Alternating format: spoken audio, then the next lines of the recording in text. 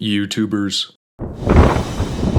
Oh, it's a word powerful enough to strike fear into just about anyone, because a lot of YouTubers are willing to do just about anything to get those sweet views. But sometimes things don't go quite as planned, and instead of getting views, some folks just end up getting really close to the grave. From meddling pranksters messing with the wrong people, to professionals that just got very unlucky, here are 7 times YouTubers nearly died on camera. We're gonna go in order on a scale from goofy to downright horrific.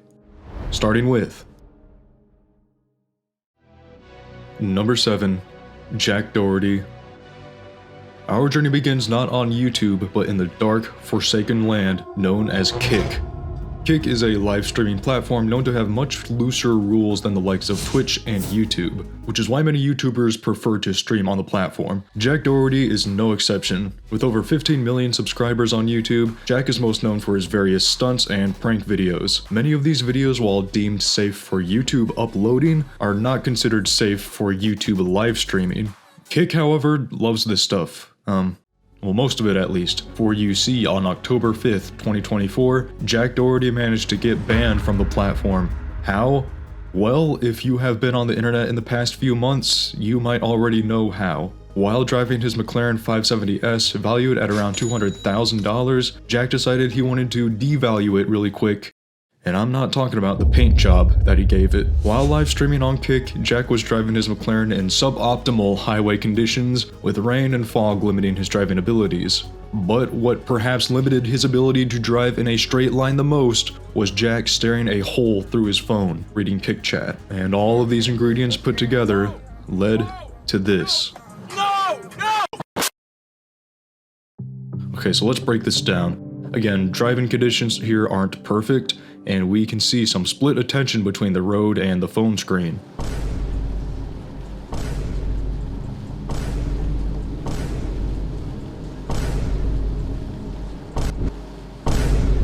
Our last glimpse of the speedometer gives us a speed of 72 miles per hour, and just a few seconds later, Jack decides to step on the gas and loses control almost immediately. The car hydroplanes and Jack takes a sharp right head-on into the guardrail, luckily avoiding and sparing the other cars on the road. Jack's car itself did not fare too well. It was completely totaled with bits of it just scattered across the whole highway. But at the cost of the McLaren, which luckily has a pretty good safety rating, Jack, as well as his cameraman Michael, were spared from serious injury, although it might not look like it at first. Are you okay? Holy... In fact, Michael here kind of received the brunt of it with small lacerations across his face and a dislocated shoulder from when he was pulled out of the car. Just popped out. My shoulder's popped out. And once they were out of the car, we get to see the damage, as well as a textbook display of how influencers cope after nearly killing themselves, their friend, and others on the highway. My car is totaled, bro. Oh my god, this is cooked. So luckily nobody met their fate that day, but Jack did get to meet a police officer at his door who issued a citation for wireless communication while driving, and I have a feeling that that charge might be a bit tough to counter in court with the evidence here. Number 6. TGF Bro. YouTube almost died after his head was cemented inside a microwave oven. Okay, here we go. We're getting into the thick of it now with a classic YouTube stunt gone wrong. TGF Bro is a channel that has been around since 2012, and in their 10+ years of content creation, they have made a name for themselves mostly through their various wacky and often risky stunts and challenges. They are no strangers to risking it for the content, but perhaps they went a little too far. In their video, I cemented my head in a microwave and emergency services came. Nearly died. Yes, this video features our protagonist here, Jay, whose goal it is to encase his head in a microwave by filling it with concrete, more specifically, polyfilla, which is a quick-drying wall patcher and sealer. Jay's partner in crime, Ramel, is here to assist with the operation, and confidence is high. I'm so scared, my heart's beating. I've got claustrophobia really bad. This is the worst case scenario. I'm definitely gonna die. The plan here is simple. Jay is positioned upside down with his head in the concrete, but not without this tube, which is supposed to allow Jay to breathe. He also wraps this plastic bag around his head to avoid skin contact with the cement-like mixture. They put together this ergonomic setup here that allows the mixture to be poured into the microwave while all of the blood rushes to Jay's head. Jay is upside down here for probably about 20 to 30 minutes until the mixture actually starts to harden, and once it's significantly hardened, he can finally stand up. Bro, that's so mad, bro. And right about now is when the problems occur. What's up? The air isn't going into water properly. No, where's that? Now! The weight of the cement-like mixture presses against Jay's face and possibly also kinks the thin breathing tube they put in as well. Jay eventually gets Ramel to chisel a small hole near his chin that can at least get some air toward his face. I need to breathe through here. His head's not coming out! No, my head's good. Meanwhile, the cameraman, Brandon, makes an emergency call which gets the fire department and paramedics to rush to the scene in under 5 minutes. While the response from the first responders was quick, the microwave removal process was not. In fact, taking over an hour and a half to fully remove the apparatus. Luckily, no serious injury or consequence came of this situation, other than the age restriction of the video, which some YouTubers do fear even more than death. Predictably, the video gained a lot of traction in the mainstream media, and Jay received some pretty harsh backlash. He's tied down the resources of the fire service, of the ambulance service. So does Jay regret this stunt that almost killed him and took valuable time from the city's paramedics and firefighters? The idea behind this video was to create this reaction and mission success, man. There's no such thing as bad publicity in my opinion, so. Attaboy, that's how we do it here, I guess. Number 5, High Risk Chris. Now we're getting into some properly spooky situations, so strap in and get ready.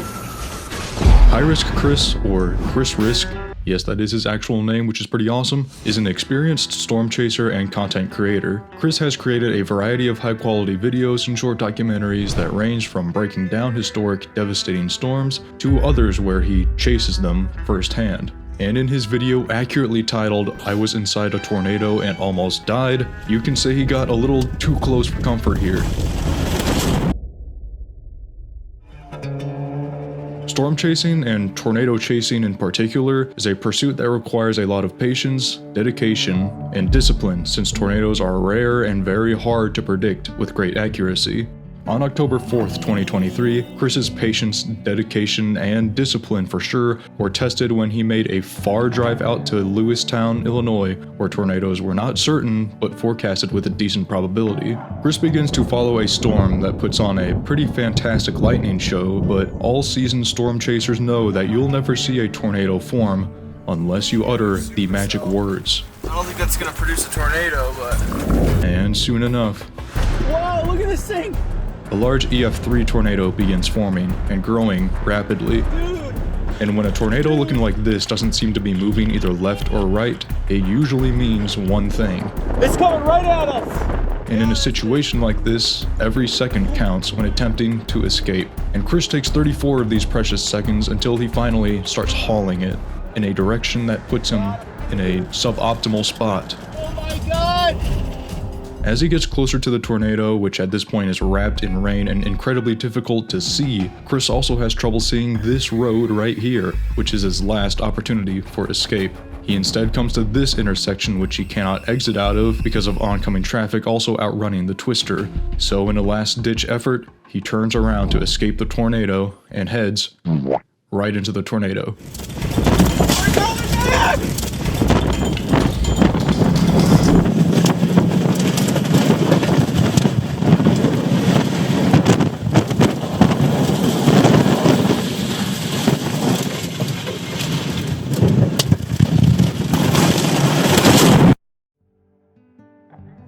Chris's car is sent rolling for about 20 seconds before landing luckily on its wheels, but unluckily in pretty bad shape. But luckily, Chris himself walks out, miraculously with 0 injuries. The second time in this video where a well-engineered car gave its own life to save its occupants. I highly suggest you watch Chris's full video on this as he goes more in depth on where he went wrong and what he could have done different to not get into this situation. But in the meantime, I think there are 2 things that we have learned from this video and can agree on. 1. Mother Nature always wins. And 2, although Chris's Prius may be totaled, it still looks better than that paint job on the McLaren. Number 4, classified goons. We're dipping our toes into the ratchet realm of YouTube now, so suit up and get ready for pranks gone wrong. Our subject is the Classified Goons YouTube channel, and the specimen in question, Tanner Cook.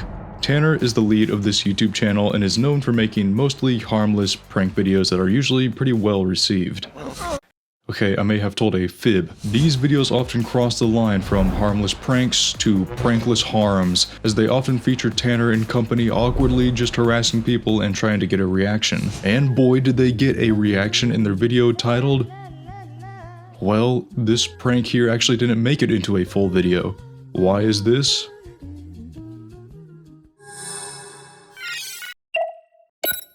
Yes, on April 2nd, 2023, Tanner was performing routine maintenance on the public. They enter the Dulles Town Center shopping mall in Virginia. He picks his victim, this man here, and begins intrusively holding his phone to the man's ear and begins playing a weird, inappropriate text-to-speech voice line.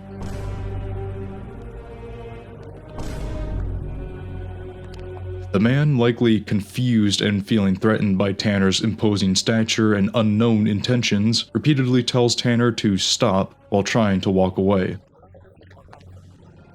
But Tanner continues to cling on until he is presented with a bullet to the abdomen. Tanner is knocked to the ground. He is quickly rushed to the hospital with critical injuries as the bullet entered a vital area, injuring his stomach and liver, as well as his gallbladder, which had to be surgically removed. Tanner Cook ended up making a full recovery, in fact being released from the hospital within a week, and having hopefully learned a valuable lesson.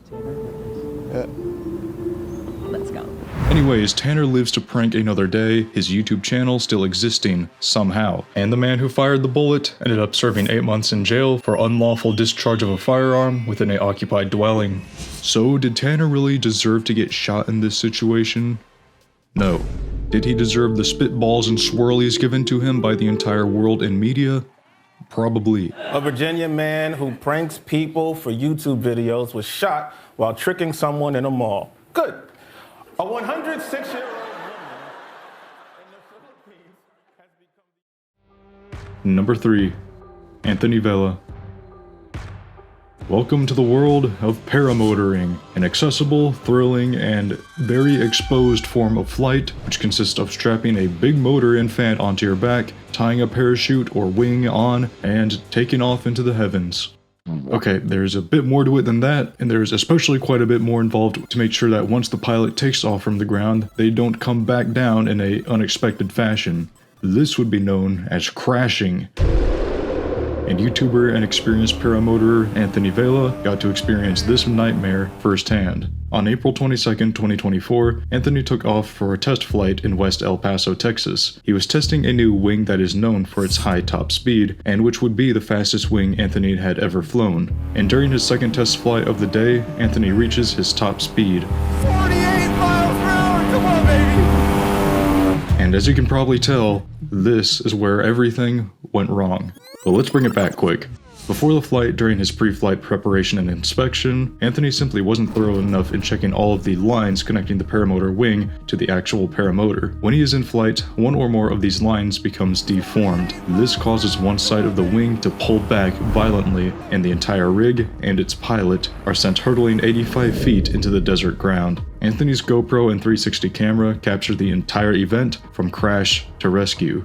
It's intense and pretty gruesome, so I won't show the whole thing here, but I do encourage you, if you can stomach it, to watch the full video on Anthony's channel. With the camera still rolling, you get to see everything as it happens. Anthony lies in immense pain and largely unable to move as he uses Siri to call 911. He stays conscious and aware as he talks with the operator, and he is shortly joined by a Good Samaritan who had seen him spiraling out of the sky from afar. The man helps to remove the wrecked paramotor and stays with Anthony until the fire department can arrive with paramedics. At this point, Anthony's main concern is his arm, as this is where most of the pain is coming from. The paramedics put his arm in a splint, which is extremely painful and horrible for those out there who have also had to deal with that. They load Anthony onto the ambulance, but it isn't until they make it to the local trauma unit where they discover the true extent of his injuries. Ouch. Which turned out to be a bit more than a broken arm. In fact, quite a lot of Anthony was broken. The cervical spine, the lumbar spine, thoracic spine, coccyx, pelvis, ribs. He also had a bruised heart and lungs. But the worst was probably the broken arm, as it turned out. The back and neck injuries did leave Anthony in a wheelchair for over 3 months, but Anthony's right arm was bad news, particularly his elbow, which had exploded in the crash on impact in a compound fracture where the bone pierced the skin into the open air. In fact, a chunk of Anthony's elbow was actually discovered on the desert floor by one of the paramedics. Again, censored here, but you can see it uncensored if you want to. Anthony would go through several surgeries to mend the many injuries in his back, luckily none of which seriously impacted his spinal cord. The arm, however, was a serious mess, and it would take several surgeries over the course of several months to actually get the arm to a point where it could be saved. Again, this whole thing is a pretty incredible story, and there's much more to it that Anthony gets into that I could never even touch on here, so go check out his channel for the full rundown of the accident as well as the recovery process. Anthony has since given up paramotoring, not necessarily out of fear of injury, but instead because, well, he has a family and friends that care about him, and he would hate to leave them prematurely. Anthony is a smart man. I think cave divers can learn a thing or two from him. Number 2. FPS Russia. So this survival story is going to go a little bit quicker than the last one. Not that quick! Let's run it back here for just a sec. This is a rifle, and this is a truck.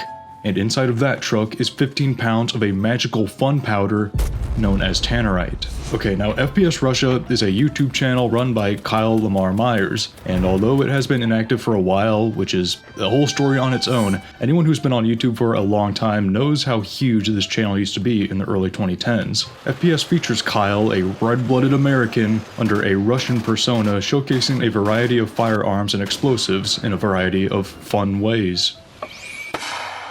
And by fun, I mean please do not try many of these things because you will die. And it is surprising that Kyle has not, because he has cut it close on a few occasions. And this is where we get into tannerite again. FPS Russia was known for promoting and using generous amounts of tannerite, which is a binary explosive made from combining 2 simple ingredients. YouTube probably doesn't want me to say what those are, and it's actually very safe stuff so long as you use it properly. The explosive is very stable, requiring a very high velocity impact to detonate, usually in the form of a high velocity bullet. Here's my own footage from my backyard where we used 2 pounds of the stuff to blow up a cantaloupe.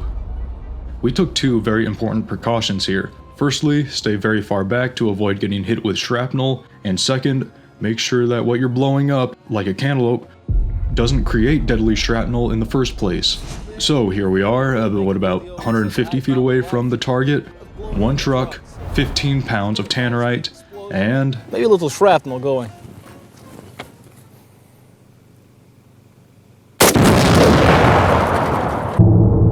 yes, as you can see, a truck door hurtles towards Kyle at over 100 miles per hour. Going frame by frame, you can actually see the door on a path to hit Kyle dead on, but it takes a last split-second move to the right, missing him by just a couple of feet. And that space there is what almost certainly separated Kyle from life and from being in the most notorious live leak video that luckily never was. Maybe a lot of shrapnel. Well, I really like this rifle, I've got to say. Today, Kyle is one of the hosts of the PKA podcast, and in one of their episodes they discussed this mishap in more detail, as well as how not so safety first the whole plan was. How many yards were you away? I don't know. Like whatever framed the camera up right, I didn't really count. It was, it was about making the shot look good. Not about safety at all. Number 1, Kentucky Ballistics. Our journey ends with another firearms incident, but not one that is another stunt gone wrong, but one that is purely a freak accident. and one that nearly ended the life of Scott DeShields. Scott runs the Kentucky Ballistics channel here on YouTube. Similarly to FPS Russia, Kentucky Ballistics showcases a variety of firearms and firearms adjacent stuff. But unlike Kyle and FPS Russia, Scott in Kentucky Ballistics puts quite a bit more into ensuring the safety of himself and his crew. In pretty much none of his videos can you find anything that sets off alarm bells, unless you sort his videos by most popular.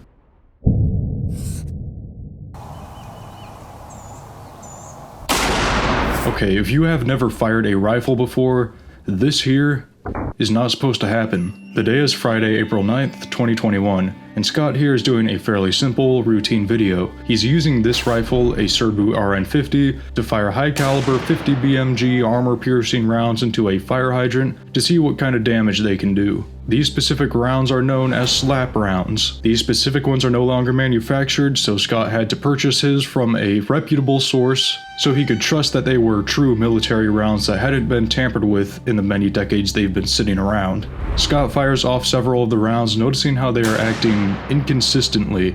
They keep flying off target and some have noticeably different muzzle flashes. Bigger flashes like this can indicate hot rounds that have been a little overpacked with propellant.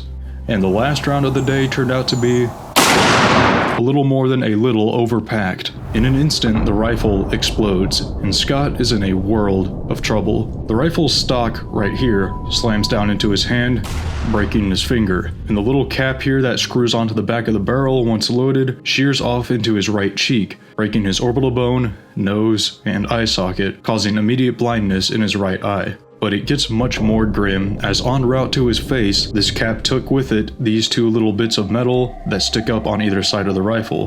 One flies up, just taking Scott's hat, while the other almost takes his life as it enters his throat and slices his jugular vein.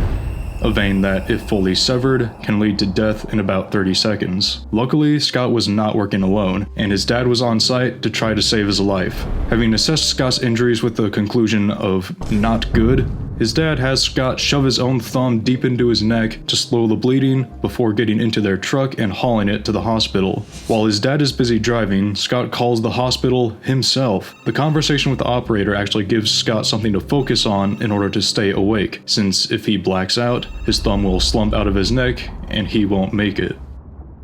What's up, everybody? My name is Scott. But he does make it.